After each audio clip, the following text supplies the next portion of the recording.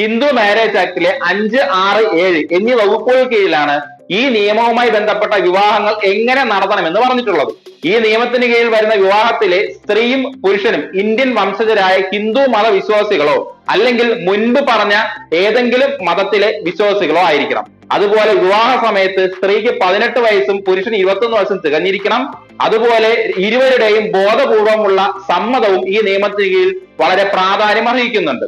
സഹോദര രക്തബന്ധത്തിൽ ഉള്ളവരാകാനും പാടില്ല എന്നും അതുപോലെ തന്നെ വിവാഹം നടത്തേണ്ടത് മതപരമായ ആചാര അനുഷ്ഠാനങ്ങളോട് കൂടി ആയിരിക്കണമെന്നും പറയുന്നുണ്ട്. ഈ ആചാര അനുഷ്ഠാനങ്ങളിൽ താലി ചാർത്തൽ, പുടവ കൊടുക്കൽ, അതുപോലെ കൈപിടിച്ച് വലം വെക്കൽ എന്നിവയും ഉൾപ്പെടുന്നു.